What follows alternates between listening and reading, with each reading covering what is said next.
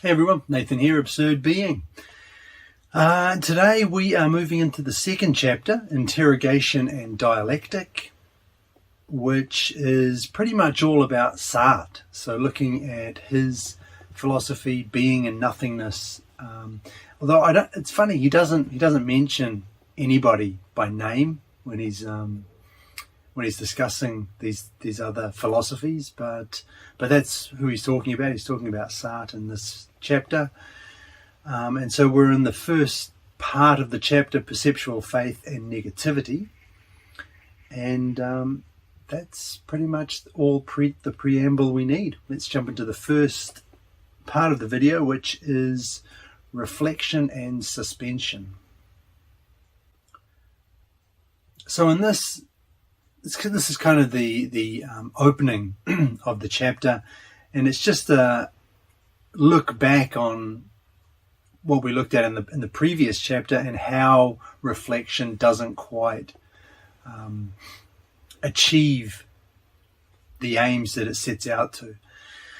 So we're talking about the Epoche. This is Husserl, and the way that this epoche is an attempt to understand the world, or to, as Merleau-Ponty puts it, disclose the motives that support it, in a nice expression. This book is full of these kinds of really nice, that is Merleau-Ponty to a T. Phenomenology of Perception was full of really, really quotable quotes, quotable passages. And this book is no different. So to understand the world, to disclose the motives that support it, is to suspend it.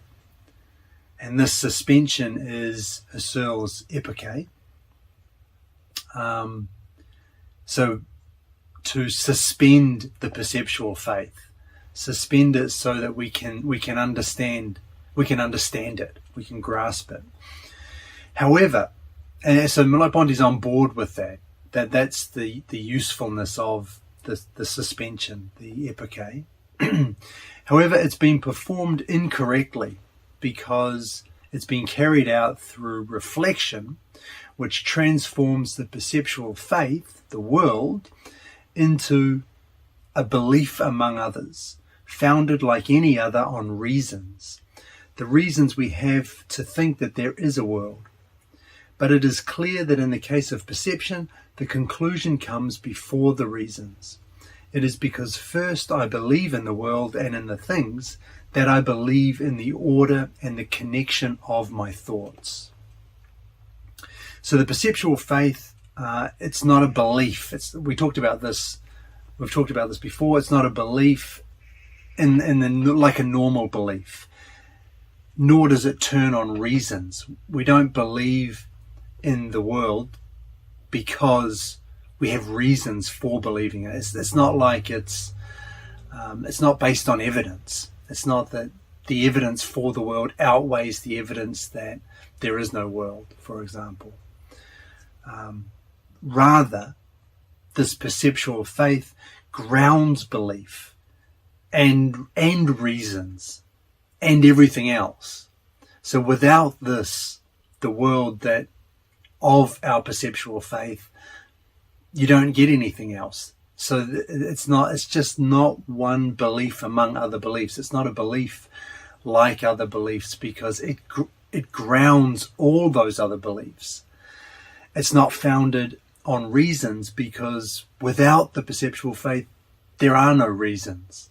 Reasons need this perceptual faith. They need the world in order to exist. We have to have the world before we can have reasons. And so it's prior to all of those. Husserl talks about this as well. I think he calls it the protodoxa or the doxa. It's really that idea carried out here. And interestingly, just when I was going through this morning before when I was planning this video, this reminds me quite a bit of Descartes, strangely enough, and what he did with the cogito. So I think, therefore I am This is not a proposition. It's not a deductive proposition, despite the fact that the word therefore appears in the middle. It's not deductive. It's not a deductive fact like other deductive facts. It's not a piece of logic like other pieces of logic, like other kinds of logical proofs, because we could be being deceived about all logic, right? Descartes is pretty clear about that. The demon could be deceiving us about all deductive logic and reasoning. So we think that this is true because it's deductive, but that could be a lie. That could be false. The beauty of Descartes' I think, therefore I am, which he originally stated as I think I am, without the therefore, is that it must be true. It doesn't matter whether this is deductive or not. It precedes deduction. It precedes logic. The fact that you are thinking it's not that because you're thinking therefore you are. The fact that you are thinking is the fact that you are. There is no step. There is no extra step there. To be thinking is to be. We don't need, there's no extra step of deductive logic in that. And that's exactly what Merleau-Ponty is saying here. The cogito is not a belief among other beliefs. It's found, nor is it founded on reasons. It's just evident. It's self-evident. If you're thinking, you exist. If you're doubting, you exist. And no force can alter that, can change that. And that's exactly what Merleau-Ponty is saying here. If you're believing, the world is. If you are reasoning, the world is. There's just no other way for it to be. It's not that I am reasoning, therefore I have reasoned to believe that the world exists. We don't need that extra step. If you're reasoning within a world. There's no other place for you to be doing it. If you're believing, you're believing in a world. It doesn't make any sense to think about this in any other way. Hence, it's the existence of the world is certain. And yet it's not certain in the way that we normally think of certitude, which is we can prove it or there's evidence for it. And that's why Merleau-Ponty uses the word faith here, not something like proof or a deductive proof or evidence, why he avoids those kinds of words, because it's not that kind of certitude. But yeah, just going back to this Descartes thing, we can kind of make the distinction even clearer, make the parallel even clearer by saying what Merleau-Ponty is getting at here. What he's saying is, I perceive, therefore the world is. So it's really exactly the same as what Descartes did for the subject, the individual, just with relation to the world. And the fact that I am, and Merleau-Ponty ties this to perception rather than thinking, because for Merleau-Ponty, we want to get beneath the analytical, cognitive mind. We want to go past that to what it is that is required in order for there to be a thinking being. And that's where we get, rather than just I am, we get the world is. And that's our foundation. So there are basically two mistakes that we commit if we carry out our suspension through reflection. The first is that reflection treats the states of consciousness as unities before an absolute subject which constitutes them. So we go back to this idea of a subject which is separate from its own thoughts, its own states of consciousness. We get a consciousness which is separate from its own states and can take a perspective on them and is in fact constituting them. So we have this entity lurking behind everything that is putting things together, even its own states. And it also treats the perceptual faith as an act of a subject that doesn't participate in the world.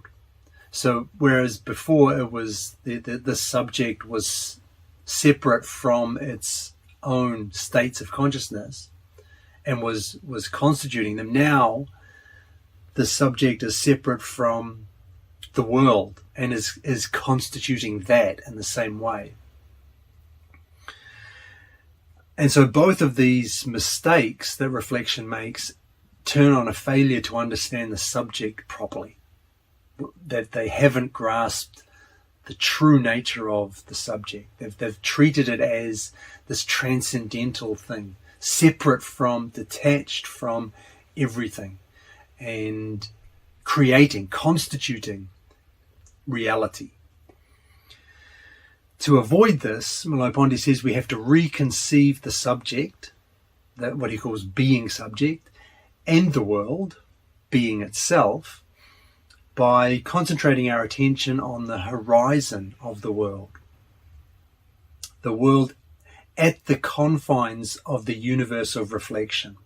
So looking to the limits of what reflection can tell us, going right to the extreme, the horizon of the world as reflection sees it. And the reason we do this is because it's the horizon of the world that Merleau-Ponty says secretly guides us in our constructions and harbours the truth of the procedures of reflection by which we pretend to reconstitute it. So we think we're constituting it. We think as these absolute subjects, because this is how we appear to ourselves. We think we are constituting it, all of these, the world and my own states. We think these are being organized and constituted by us. But in actual fact, this isn't the case. But to see this, we have to go to the edge of reflection. We have to go to the horizons of this reflective act in order to see what's really going on, to see how the world is really and how it is such that reflection appears to be doing what we think it's doing. And the first step we take in this direction, or one possibility in terms of reconceiving the subject, is to treat the subject as nothingness. And that's the second part of the video. Okay, so we're talking about how we can reconceive the subject and the object. And one way to do this is to see the being of the subject as nothingness. So like I said, this is really all about Sartre and his project, and as he outlines it in being and nothingness. So here we would empty the being subject of all the phantoms that philosophy has put in it. So Merleau-Ponty is talking here about things like representations, thoughts, images, whatever other kinds of notions we have attributed to an entity-like subject. We're getting rid of that. We're freeing it then from concrete sounding words like subject, mind, and ego. So getting rid of all of this, if we think of the subject as nothingness, we get rid of all of these problems. We don't have a container full of, which we can even think of as holding images or representations. We just clear all of this. We clear the board of all of these somewhat confused issues, somewhat confused ways of thinking about, or if not confused, certainly ambiguous maybe. It's unclear, like what kind of reality does a representation, a mental representation have? If we conceive of the subject as nothingness, then we get rid of all of this. There are no representations in the subject because the subject is nothing. It isn't anything. So what's the effect of this? One of the effects is it removes the barriers to letting us truly be in the world. As Merleau-Ponty puts it, to letting us be in ecstasy in the world and in the things. And so that ecstasy is a Heideggerian term, but it just means kind of outside of oneself. So there isn't a subject, there isn't a concrete subject thing placed into a world. We're not thinking of it like that anymore, because if you think of it like that, the subject is still separate from the world. It might be in the world, but it's in the world as a distinct, independent, isolated thing, which we have to treat differently from the world. If the subject is nothingness, we get rid of that, and now the subject is totally and completely in the world because it isn't anything on its own. And so this is one of the reasons why Sartre's philosophy is so appealing, because it really does make a lot of sense of these things, it's I think from an ontological perspective or phenomenological perspective, it is a nice description of human experience. Merleau-Ponty is going to find some problems with it, but it has its appealing factors, and we're going to look at those actually right now. So first of all, it lets us be in the world. It overcomes this barrier. We don't have this problem now of thinking, how can this thing interact with and be a part of this other thing which is different from it? Because the first thing, the subject, is nothing. So there are some consequences to this, and I've just listed a few of them here that Merleau-Ponty discusses. The first is if we treat the subject as nothingness, as a nothingness, we can't talk meaningfully about an interaction, because being is and the subject is nothing. I go with my whole self to meet a massive world. Between it and myself there is neither any point of encounter nor point of reflection, since it is being and I am nothing. So the point here is not that we've got different substances. We've got this thing that is nothing and this thing that is something, and therefore like they're never able to meet, as if we were talking about something like electricity and gravity, for example. They can coexist, but they don't influence each other. They don't impact on each other. Or to make this more philosophical, the Cartesian unextended mind and extended reality. Those two things. This is one of the biggest problems with dualism, I think.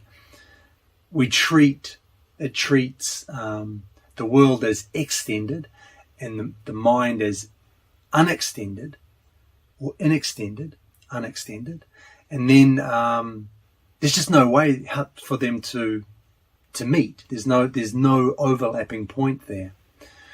You've just got two things which are being fundamentally completely different subjects, fundamentally different opposing subjects, opposing substances, that there's no point of intersection. That's not what Merleau-Ponty is saying here, because the subject is nothing. It isn't anything. It isn't another substance opposed to this first substance of matter or whatever. Rather, we've got these two things in which one thing isn't even a thing. So we've got being and then non-being, nothingness. And this non-being, because it's nothingness, we can't talk about any kind of interaction, any kind of encounter, because how can nothingness encounter something, encounter anything? So we have this this first consequence. We can't talk of any meaningful interaction here. But then Merleau-Ponty, so it's unclear to me whether this is a criticism or not. At this stage, I don't think it is. It's just an observation. There's no sense of meaningful interaction. But this isn't necessarily a problem, because since I'm nothing, then I am, Merleau-Ponty says, therefore destined for being. I'm made for it. I am a lacuna which can be filled by being. But what does he mean by this? What does he mean by saying I'm destined for being? He means that the nothingness which I am is not an absolute nothingness. I am rather a determined nothing. Not this glass, nor this table, nor this room. My emptiness is not indefinite, and to this extent at least my nothingness is filled or nullified. A philosophy that really thinks the negation, that is, that thinks it as what it is not through and through, is also a philosophy of being. As determined nothingness, as a nothingness which is, it's like a glass of water. It's like a glass that is empty. It's emptiness, but it's an emptiness which is ready to receive some kind of liquid, and it's an emptiness which can receive any kind of liquid. And this is the same. I don't know if that's a very good analogy or not, but the nothingness that we are is the same kind of thing, because we're not absolute nothingness. It's not like there's nothing there, but we are this waiting receptacle, the emptiness of a receptacle which can be filled with things, which can be filled with a world. And to that extent, the way Merleau-Ponty phrases that, I'm not an indefinite nothingness. I'm a determined nothing. I'm determined by the world, thing and things in the world. And to that extent, it's a philosophy of being, because even though I'm nothing, as this nothing, I'm never pure nothingness. I'm never absolute nothingness. As nothing, I am whatever I perceive, whatever the world is. I'm like a mirror that just reflects back whatever appears before it.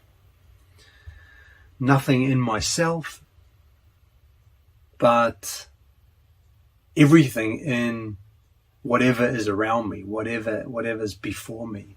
And that's why perception's so important for Merleau-Ponty, because that's our entry point, if you like, into the world. So as determined nothingness, the subject is, and this is another nice quote, the sole frontier of being, a fissure that deepens in the exact measure that it is filled. A great little expression, right? That's better than my cup example, maybe. A fissure that deepens in the exact measure that it's filled. So, not real nothingness, not absolute nothingness, nullified nothingness. A nothingness that is always something. To the extent that it isn't anything, it is always something, i.e. being. So we have then a philosophy of being out of this philosophy of nothingness. And again, that's not a criticism, because that's what we want. We want to understand how there is this world, how a world appears as it does. And this idea of nothingness, making the subject nothingness, gets us this. It gives us a philosophy of being without any of the problems that we saw come with a philosophy of reflection. So another consequence then, the world that we apprehend in perceptual faith is secured. We get this world. The perceptual faith is ratified, I think Merleau-Ponty says somewhere. Furthermore, many of the problems of philosophy vanish, because these were all problems related to union, how to put mind, for example, and matter together, how to get those two things together. Consciousness and body, another pairing that create so many problems that are irresolvable, I think. But we bypass all of this, because there is no sense in which we can talk about union between what is and what is not. We just completely bypass this problem. It just doesn't appear as a problem for us if we treat the subject as nothingness. Also, the clash between idealism and realism dissolves. The relation of knowledge is now based on a relation of being. So such that I don't know the thing, I am the thing, but I am that thing in the mode of not being it, because I am fundamentally nothingness. And that's a real, I'm pretty sure I didn't get that from the visible and the invisible. That's a very Sartrean way of talking. And but that's what Merleau-Ponty's getting at, this idea that it's not, knowledge is now founded in being instead of being the other way around. So we don't know things, we are things, but we are things, not as a thing, but we are that thing as not being the thing. So you're basically getting rid of the mind and the treating mind as a separate substance over and above the world or matter. Gets rid of this problem of idealism and realism. Okay, so let's move into the third part of the video, which is other people. Okay, so far we have looked at the subject, being subject, and the world, being itself. And those are two aspects of the perceptual faith, but there's a third one, that of other people. This is the third certitude of the perceptual faith, the fact that we have access to a world that others also have access to, that others also perceive. So we share this world. How is it that we can share this world with other people? That's the other certitude that we need to understand. So for the negativist philosophy, what I see is not a private world, because there's no me to possess it. It's not my world, because there is no substance, entity like me to own the thing, to possess this world. And that's very much not how Sartre describes his own philosophy. So Merleau-Ponty is, and maybe this is why he doesn't mention people by name, because he's not really perhaps taking up their other people's philosophies as they saw them. He's taking the central tenets, the core ideas of other people's philosophies, and constructing them the way that he sees them, the way with the consequences that he sees in these core tenets of other people's philosophies. So, like I said, this is not how Sartre talks about the world and other people, but for Merleau-Ponty, when he thinks of the subject as nothingness, then there is no private world, because, like I said, there's no me to own the thing, to own this world. So, if another person then looks at the same object that I'm looking at, what do we have? We have a new relation. A new relation emerges, one between them and the object. One between them and the object. And this relation then doesn't compete with mine, because it's incomparable. It's a completely different order, if you like. But at the same time, it doesn't leave my relation untouched. It manifests for me as a second openness. So other people then appear as other focuses of negativity. And this does get closer to the way Sartre portrayed his own philosophy, but to talk of it as to talk of other people and their perspectives as not competing with mine is very much not how Sartre describes it. But you can see what Merleau-Ponty is saying. If I am nothingness, there's just no sense in which we can talk about other people competing with me. Who would they be competing against? I'm not a subject. I'm a subject, but I'm not a concrete thing. I'm not an entity. I'm not a substance. There's no substantial core to me as the subject of nothingness. I am nothing in myself, but I'm not an absolute nothingness. I am a determined nothingness. I am whatever I perceive, whatever the things are around me. Those things are what I am. I am the world in a deep sense of that expression. So, what are we talking about? Where does the gaze of the other? So Merleau-Ponty talks about the gaze of the other. Where does this gaze appear? And he says it doesn't appear, not even in bodies, although we think the other's gaze emanates from there. It doesn't appear at all because it isn't the kind of thing that can appear. The gaze of the other is not the kind of thing that can appear. It's not something in the world. It's not something concrete or tangible.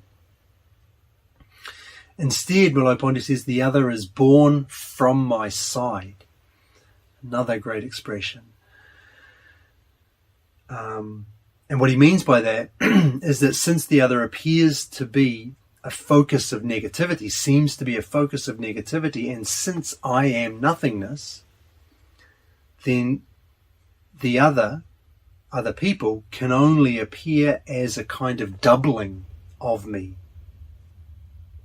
Another nothingness in the same way that I am nothingness. And then to ask then, how can nothing be doubled, is to have misunderstood the nothing that we're talking about here. it's not that kind of nothingness. That's to treat the nothingness that we're discussing as something concrete, and to this extent, Merleau-Ponty says again, this can't be grasped by regular logic and intuition. We're going beyond those categories, those concepts that the intellect deals with. And for this, then, Merleau-Ponty coins the term neg-intuition. Neg-intuition. Negative intuition, I guess, is the idea. But yeah, so we've just gone beyond those the confines of intellectual categories.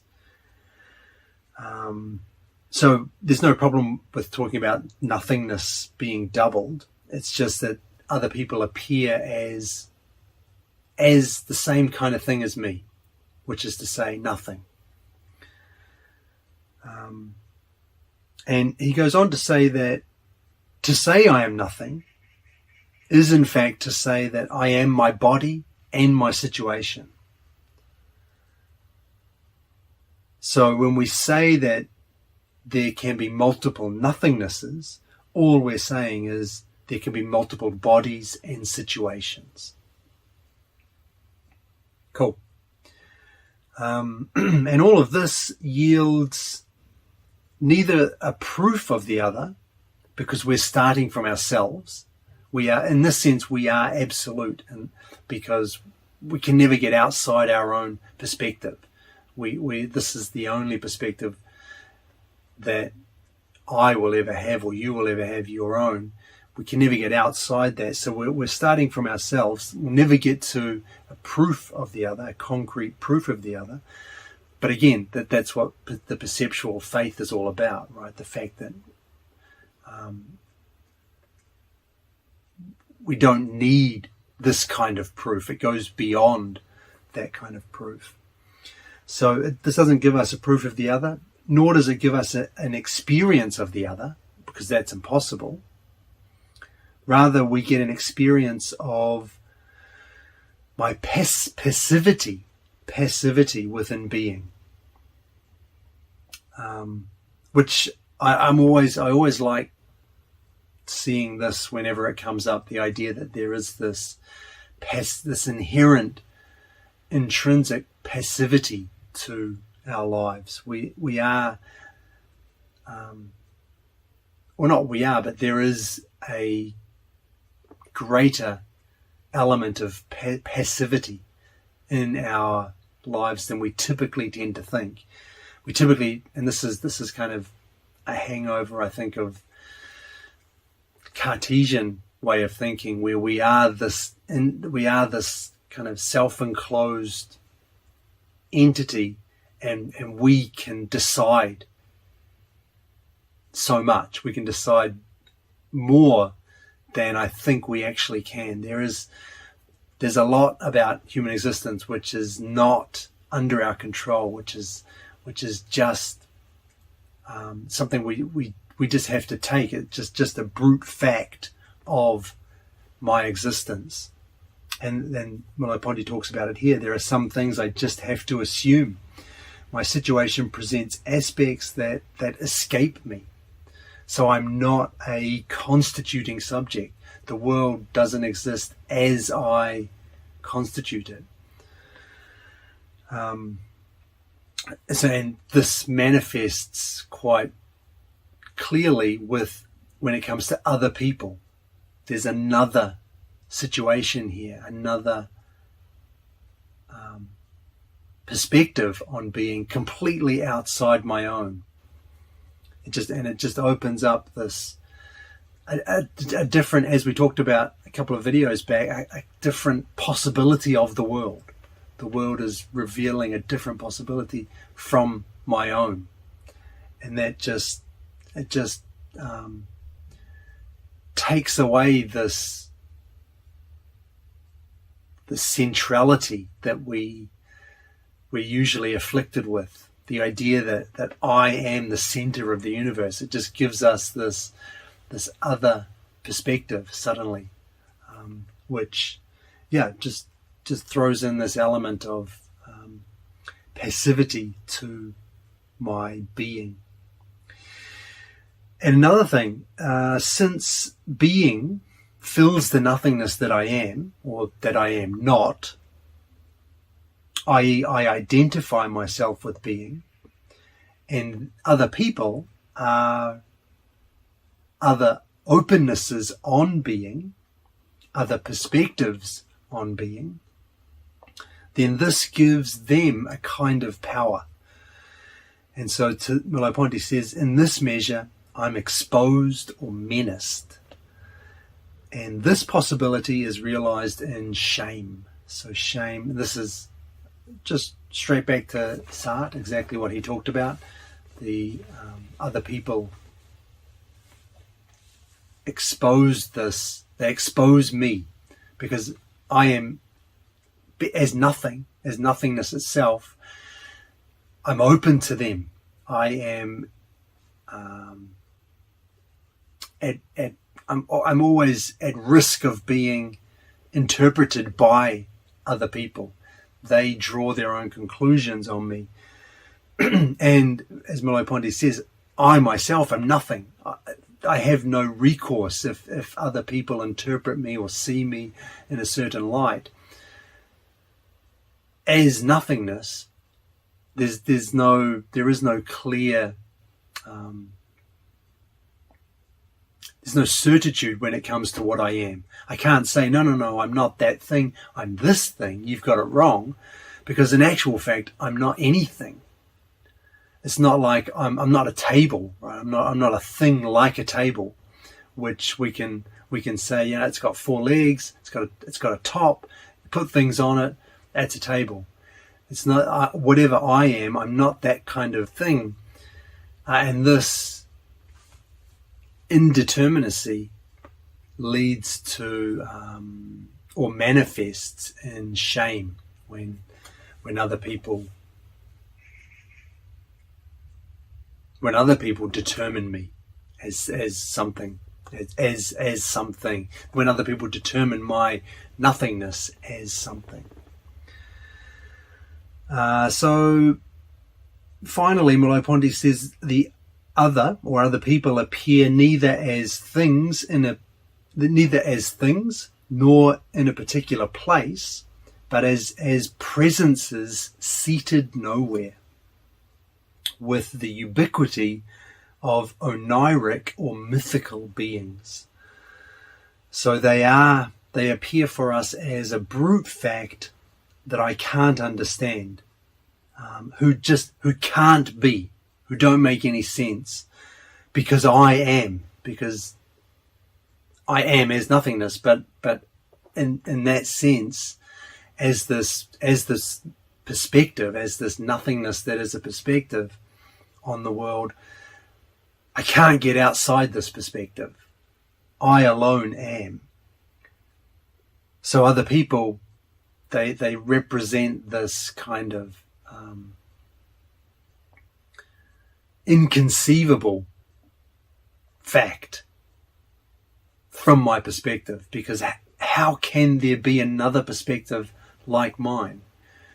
Everything appears to be directed towards me. Everything is reflected in my nothingness. The world fills my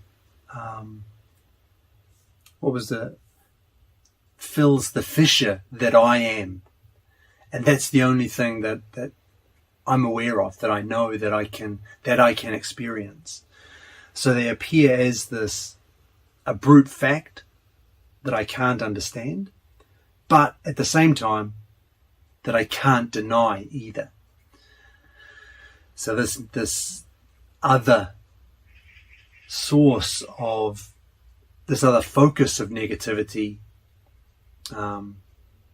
doesn't make sense, but I can't deny that it's there either.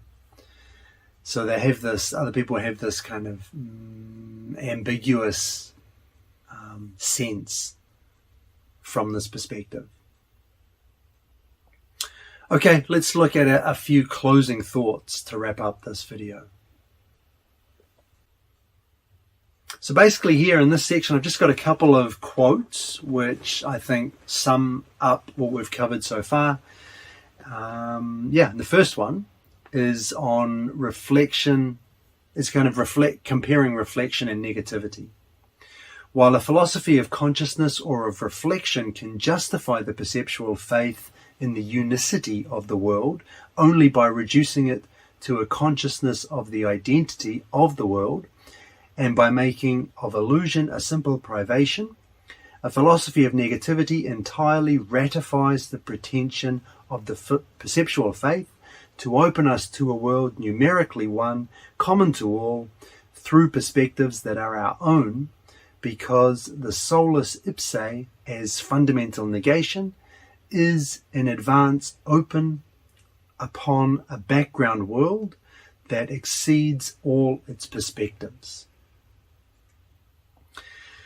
So what can we say about this? Reflection reduces the world to mine as a constituted reality. I am the constituting subject. It's a set of, so we see subjects as a set of parallel independent consciousnesses constituting the world.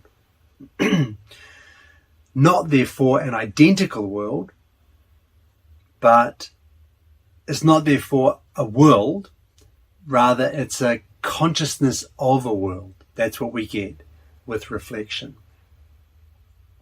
And this is the Cartesian and even the Husserlian mistake that Merleau-Ponty sees here.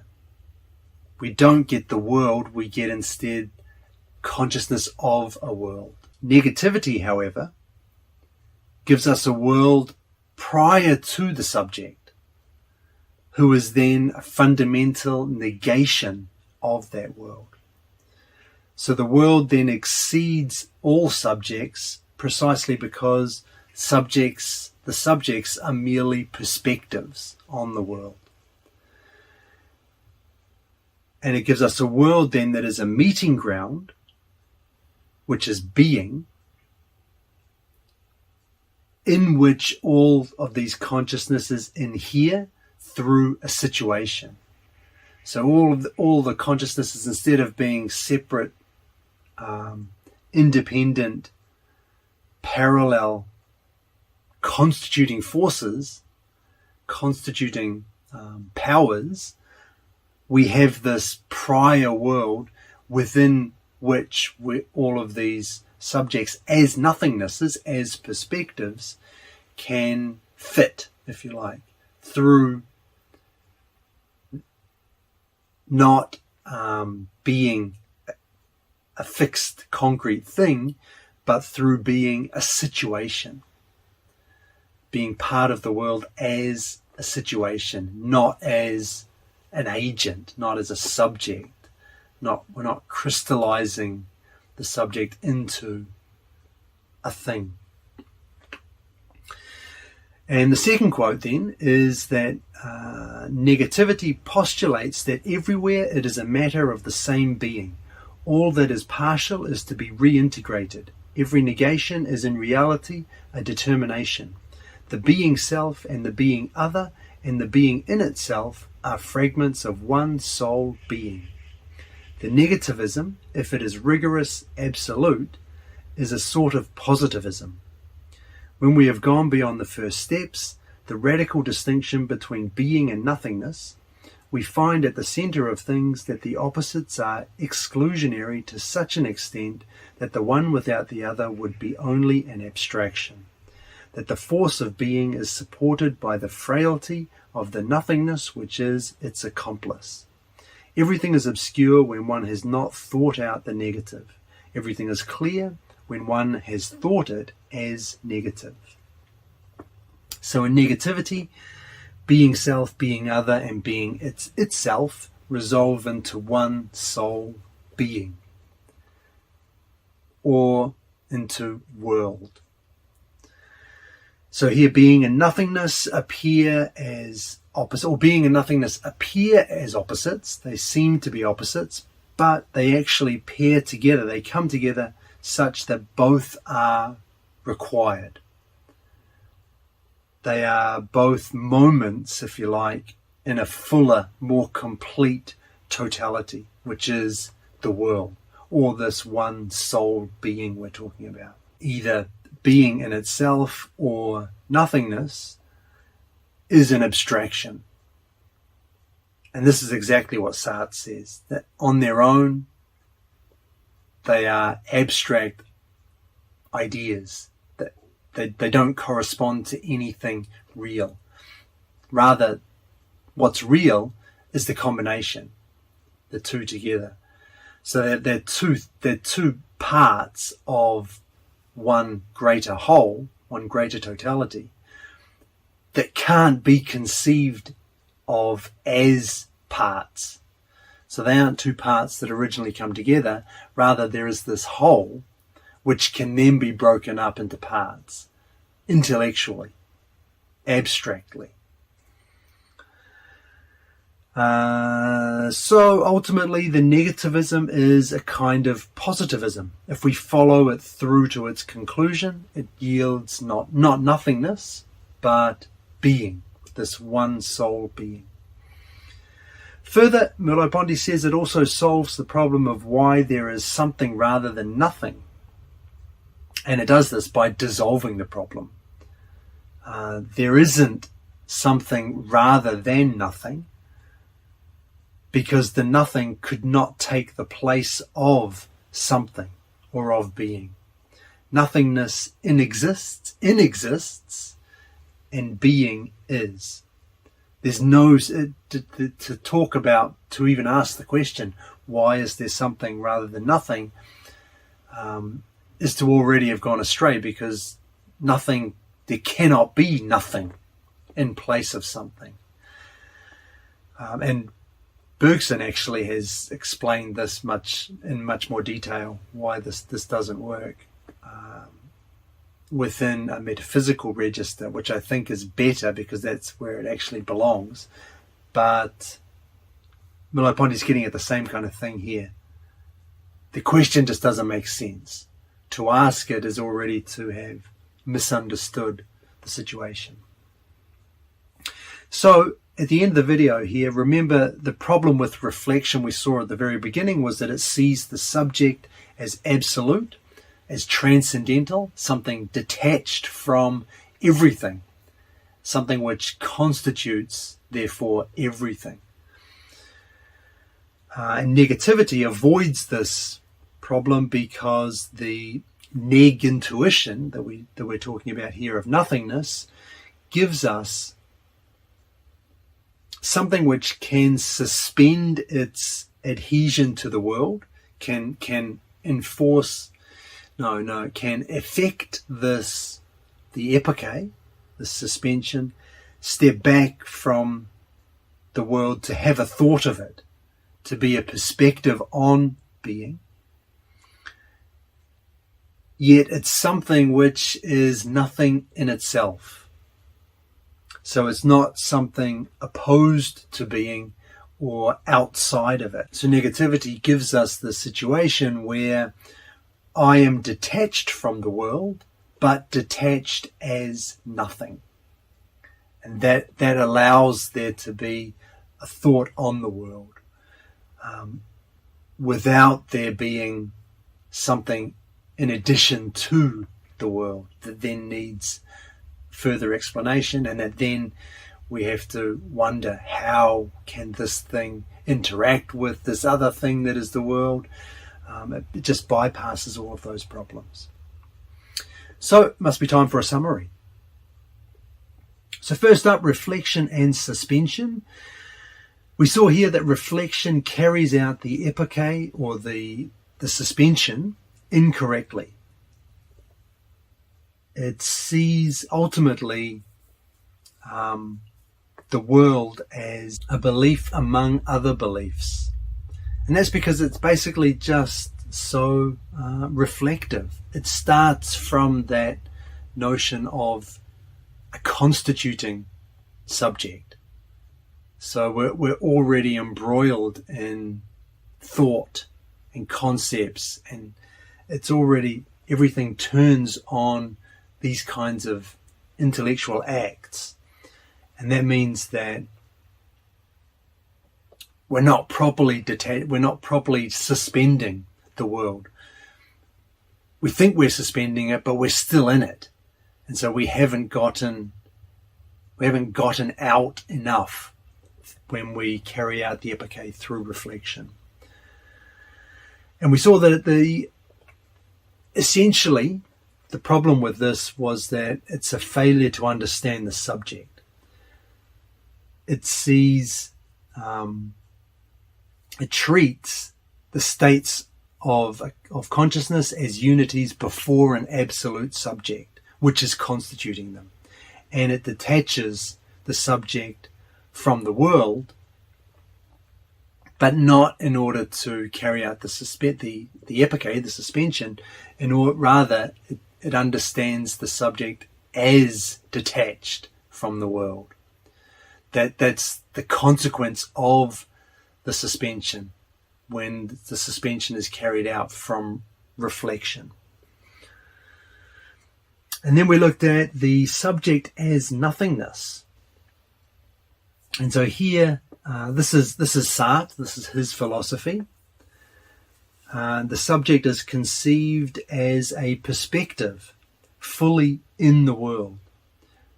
Merleau-Ponty says, in ecstasy in the world and things. So in the world, but in the world not as this separate, self-enclosed, independent entity or substance. It's in the world as